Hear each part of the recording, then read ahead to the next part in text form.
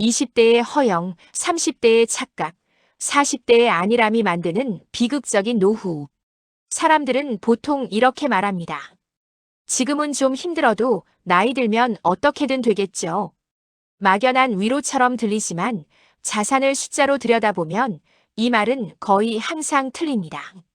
우리가 맞이하게 될 노후는 어느 날 갑자기 찾아오는 운명의 결과가 아니라 20대의 허영, 30대의 착각, 40대의 안일함이 차곡차곡 쌓여 만들어낸 합계에 가깝습니다. 이 세 가지는 처음에는 별것 아닌 것처럼 보입니다.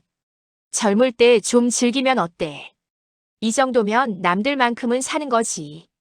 그래도 집도 있고 연금도 있는데.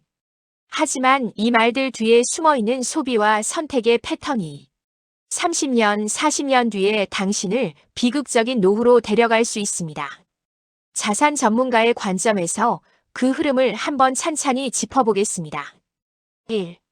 20대의 허영 보여주기 위해 미래를 저당 잡히다. 20대의 가장 큰 자산은 시간과 가능성입니다. 하지만 20대가 가장 쉽게 빠지는 함정도 있습니다. 바로 허영입니다. 허영은 거창한 게 아닙니다.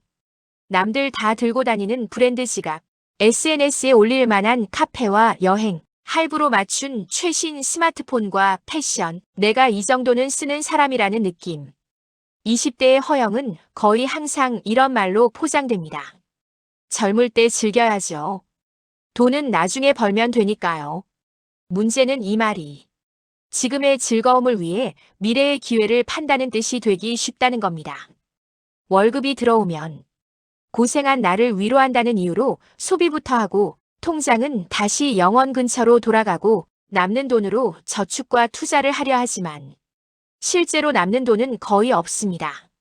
이 패턴이 무서운 이유는 단지 돈이 안 모여서가 아닙니다. 버는 족족 쓰는 사고방식이 몸에 배는 것이 더 크죠. 20대의 허영을 위해 소비를 쌓으면 30대의 소득이 올라가도 그 소비 기준은 자연스럽게 같이 올라갑니다. 예전엔 카페였는데 이젠 여행이지. 예전엔 옷이었는데 이젠 차지. 20대의 허영을 절대 쓰지 말라는 얘기가 아닙니다. 다만 월급의 최소 10%라도 먼저 빼서 저축 투자하고 남은 돈으로 즐겼다면 그건 허영이 아니라 건강한 자기 보상이 됩니다. 허영의 진짜 문제는 즐겼다가 아니라 미래를 위해 남긴 게 아무것도 없다는 데 있습니다. 2. 30대의 착각 안정이라 믿고 자산 없이 살아가는 선택. 30대가 되면 사람들은 이렇게 말합니다. 이제 좀 사람답게 살고 싶다. 사회에서의 위치도 어느 정도 생기고 연봉도 20대 때와는 확실히 달라집니다.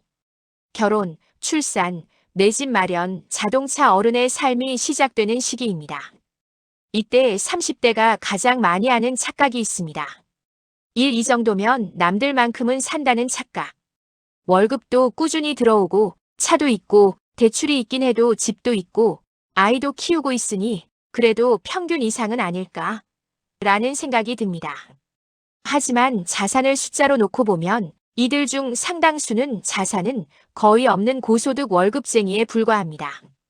월급이 끊기는 순간 현재의 삶은 거의 유지가 안 되는 구조죠. 이 소득이 늘었으니 이 정도는 써도 된다는 착각. 30대의 또 다른 착각은 소득 상승을 생활 수준 상승과 동의어로 취급한다는 겁니다. 연봉이 오르면 차를 바꾸고 집을 넓히고 외식과 여행의 수준도 조금씩 높아지고 아이 교육비는 남들 하는 만큼이 기준이 됩니다. 여기서 빠지기 쉬운 함정은 이것입니다. 소득이 늘어날수록 저축률도 같이 늘어나야 자산이 쌓인다는 사실을 잊는 것. 연봉이 3천에서 5천, 6천이 되는데 통장에 남는 돈이 예전과 크게 다르지 않다면 당신은 소득만 늘어났을 뿐 재무 상태는 제자리일 가능성이 큽니다. 30대의 착각은 결국 한 줄로 정리할 수 있습니다. 소득이 높아졌으니 자연스럽게 잘 살게 될 거야. 하지만 현실은 이렇습니다.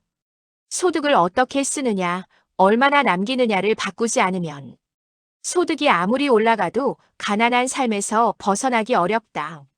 30대라면 연봉이 오를 때마다 먼저 저축 투자 비율을 올리는 결정을 했는지 집, 차, 교육, 소비를 남들 기준이 아니라 내 은퇴 계획 기준으로 설정했는지 자문해 봐야 합니다.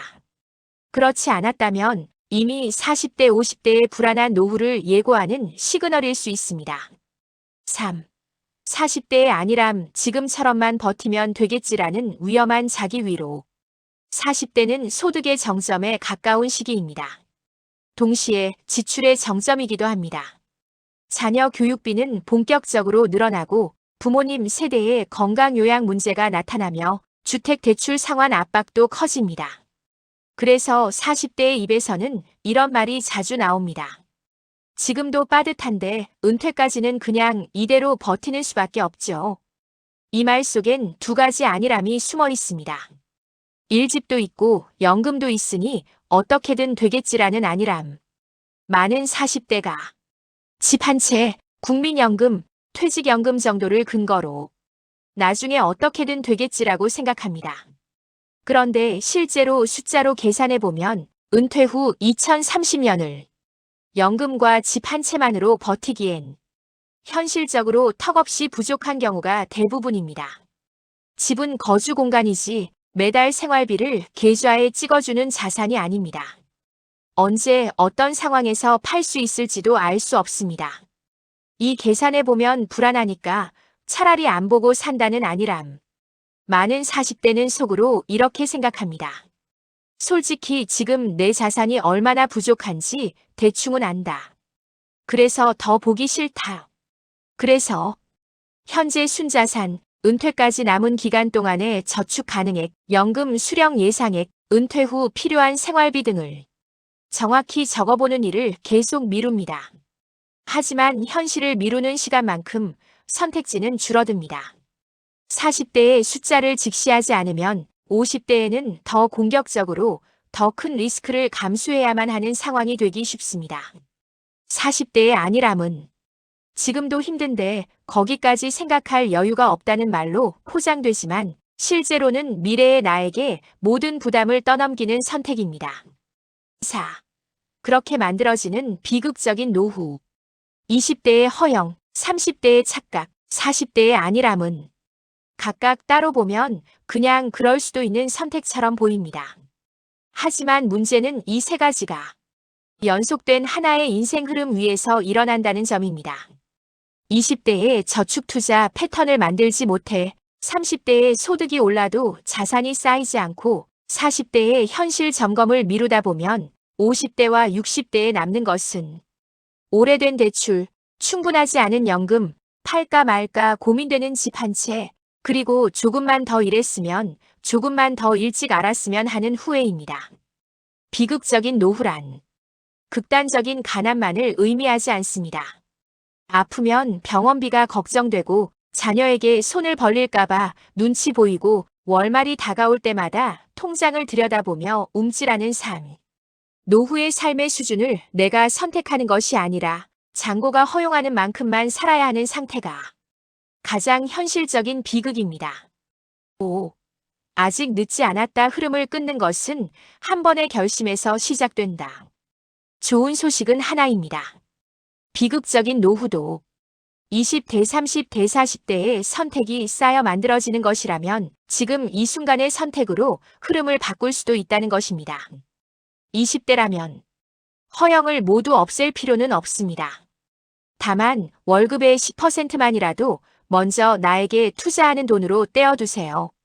그 순간부터 허영은 미래를 갉아먹는 소비가 아니라 조금 더 여유 있는 즐김이 됩니다. 30대라면 연봉이 올랐다면 가장 먼저 해야 할 일은 차를 바꾸는 것이 아니라 저축률을 바꾸는 것입니다. 소득 상승 생활 수준 상승이 아니라 소득 상승 자산 상승이 되게 만드는 기준이 필요합니다. 40대라면 용기 내서 한 번만이라도 숫자와 마주해 보세요. 내 순자산, 연금 예상, 은퇴 후 필요한 돈을 대략이라도 적어보면 막연한 불안이 구체적인 계획으로 바뀌기 시작합니다. 비극적인 노후는 갑자기 찾아오는 재앙이 아니라 별일 아니라고 넘겼던 선택들의 결과입니다.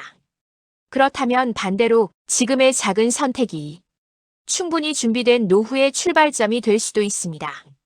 오늘 스스로에게 한번 물어보셨으면 합니다. 나는 지금 20대의 허영, 30대의 착각, 40대의 안일함 중 어떤 것에 머물러 있는가?